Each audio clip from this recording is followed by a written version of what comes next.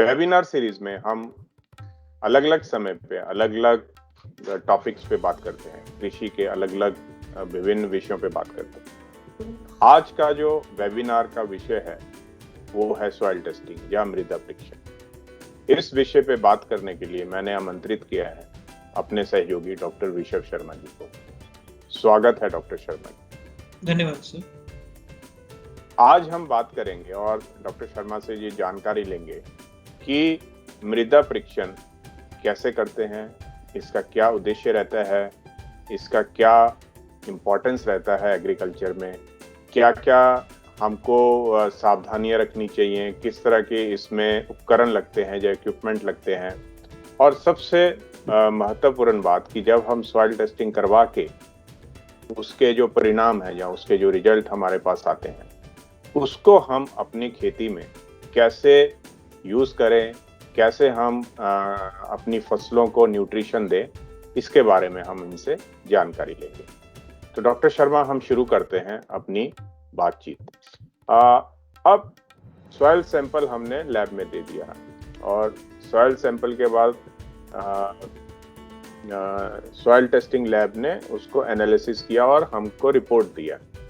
अब हमें ये बताइए कि जो सॉइल सैंपल का जो रिपोर्ट हमको सॉइल टेस्टिंग लैब से मिलता है उसको हम कैसे समझें और कैसे उसका उपयोग करें अपनी खेती में।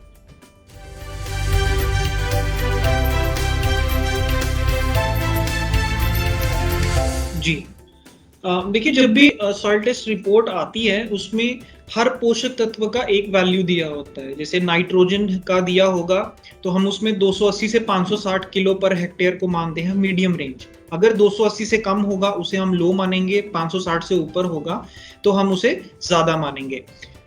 सिमिलरली या इसी तरह से फास्फोरस के लिए भी होता है, पोटाशियम के लिए होता है और अन्य पोषक तत्व हैं सबके लिए होता है।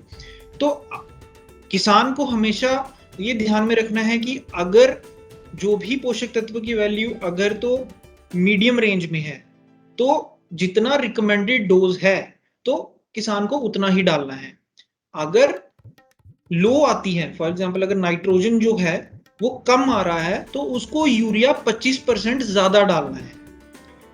अगर पोटाश की वैल्यू बहुत हाई आ रही है तो उसको उस निर्धारित जो पोटाशियम की वैल्यू आई है उससे 25% कम डालना है।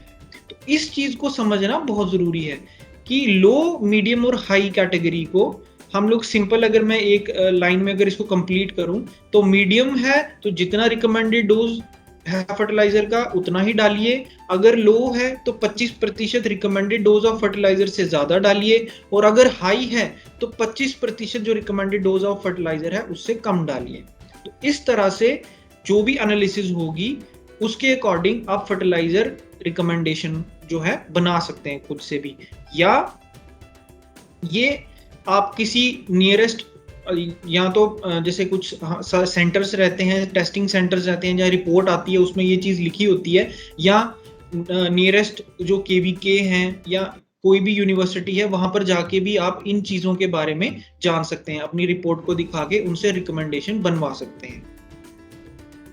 जी, तो हमको जो समझ आएगा कि सॉइल में न्यूट्रिशन कैसा है, लो है, मीडियम बोले तो नॉर्मल है, और हाई है, मतलब हाई बोले तो कि जो पहले के जो फर्टिलाइजर डले हुए हैं उसकी वजह से जो न्यूट्रिएंट्स की, चाहे वो नाइट्रोजन हो, फास्फोरस हो या पोटाश हो, उनकी वैल्यू है। मतलब उसका मतलब ये है कि ऑलरेडी जो फर्टिलाइजर डाले थे हमने उनका अभी भी वहां पे न्यूट्रिशन या पोषक तत्व अभी भी अवेलेबल है अपने पे। और ये आपने बहुत अच्छा बताया कि जब भी हमको फर्टिलाइजर डोज निर्धारित करनी है या डिसाइड करनी है तो हम हमेशा या तो अपने केवीके से जाके संपर्क करें, या हमारे पास अगर कोई एग्रीकल्चर यूनिवर्सिटी है वहां से जाके हम संपर्क करें, या एग्रीकल्चर डिपार्टमेंट के ऑफिसर्स हैं उनसे जाके हम परामर्श ले सकते हैं कि हम इन सॉइल टेस्टिंग के बेस पे कितनी मात्रा में कौन सा फर्टिलाइजर, उर्वरक डालें, या कितना मैन्योर डालें, या कितनी खाद डालें। जी, बहुत बहुत धन्यवाद डॉक्टर शर्मा। आपसे बात करके बहुत सी जानकारी मिली और मैं समझता हूं कि हमारे किसान भाई इस बातचीत का उचित लाभ लेंगे। और ज़्यादा से ज़्यादा अपने खेतों का सॉइल टेस्टिंग करवाएंगे और सॉइल टेस्टिंग के बेस पे जितना जरूरी है उतना ही उसमें फर्टिलाइजर या उर्वरक डालेंगे। बहुत बहुत धन्यवाद आपका। Thank you so much. धन्यवाद।